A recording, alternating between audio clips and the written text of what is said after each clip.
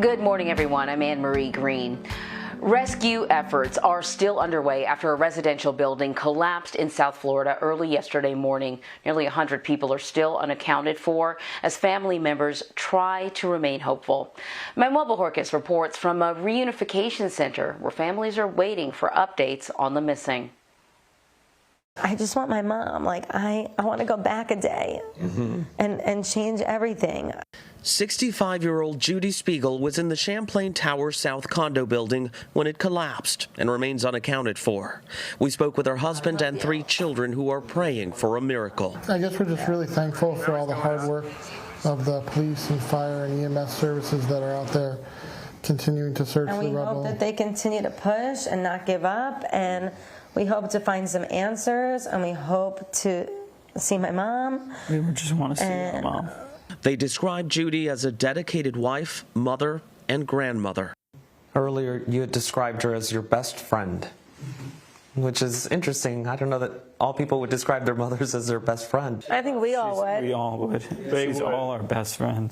Judy's husband, Kevin, was out of town when the building collapsed.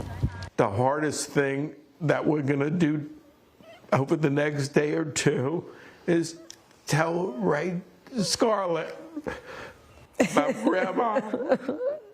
That's the hardest thing because she was their life.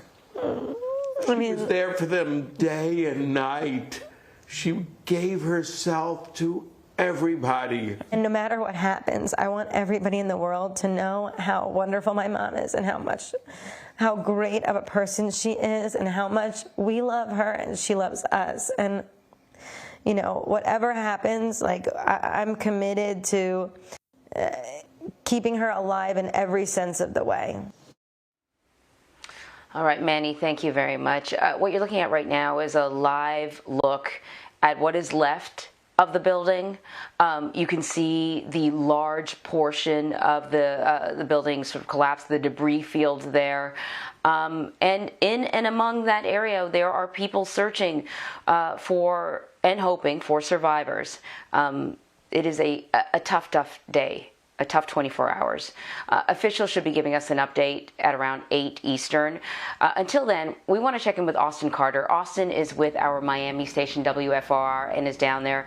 Austin, wow, Manny's story, I mean, that is just one family, and we know that there are still 99 people that are unaccounted for, so I just can't imagine what the mood is like there among friends and family that have gathered. When you look at that debris field, it has got to be challenging to hang on to hope, but we've seen miracles before. What is it like where you're at?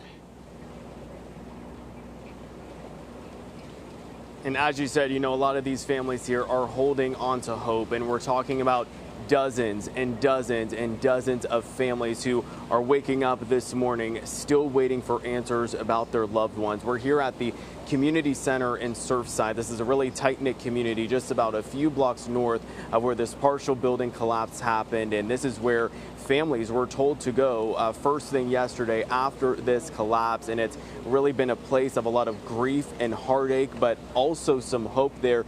People are really hopeful that their family members will be accounted for at some point. Right now, we know nearly 100 people are still missing. We know right now 4 people are dead, and the search efforts here continue through the morning here. They were lasting through the evening time as well. So fire rescue crews and search crews have really been working around the clock. And meantime, those families coming out here hoping to get some answers at some point today.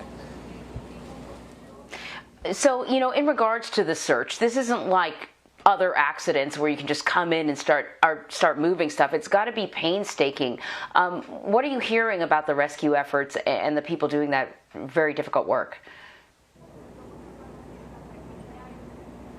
Well, to understand how serious and difficult the rescue effort is, you have to really understand the scene there. And we've seen in a lot of these videos, I can tell you on a first-hand account, when we got out here yesterday morning looking at the debris field, it really looked like a bomb went off. A portion of the building literally ripped away, and you could really see the insides of what were people's condos. Things like air conditioning units were dangling, other debris dangling. We even saw at one point what looked like a child's bunk bed just feet away from falling off the cliff from where that building separated from the rest of the other condos. So again, fire crews really having a difficult time here because they're dealing with so much debris, certainly complicating the efforts. And here in South Florida, we're no stranger to severe storms that happened. Yesterday was no different. We had some strong storms move in right around 9:30 in the morning. That only complicated those rescue efforts. Those search teams then picked up later on in the afternoon, but we are expecting some storms again here today. We even saw some rain earlier this morning. So there's a lot of factors here playing into the search effort and just how long it will take due to things like the weather, plus all of that debris there, and making sure that the building is structurally sound to some point to make sure that these crews can continue with their rescue mission. Yeah. A couple of dozen of survivors have been rescued so far. Do we have any updates on their status?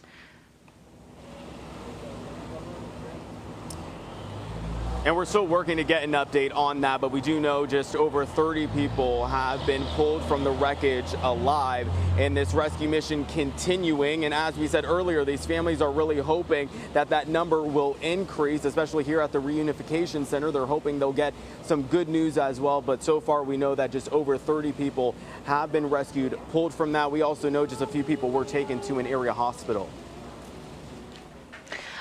So we know that the number of dead now has risen to 4 from 1 yesterday. We're also hearing about a really interesting report that was done on the building that suggested that it had been sinking over the last decade or so. I know we're sort of a long way from figuring out a cause, but can you tell us any more about this report and what we're learning about the building and the structure?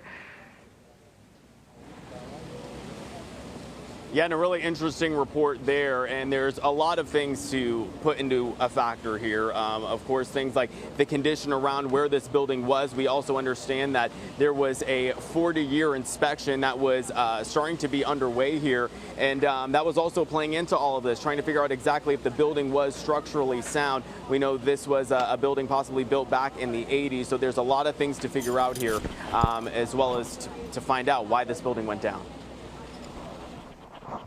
Just really quickly, Austin, before I let you go, what about the nearby buildings? Has anyone been evacuated? I know a hotel had been evacuated yesterday.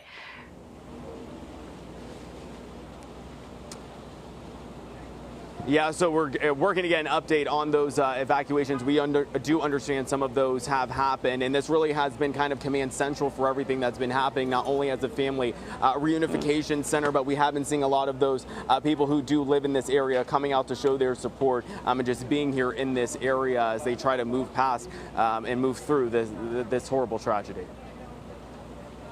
And there are so many questions, Austin. I really appreciate you being here and answering some of them for us. Thank you.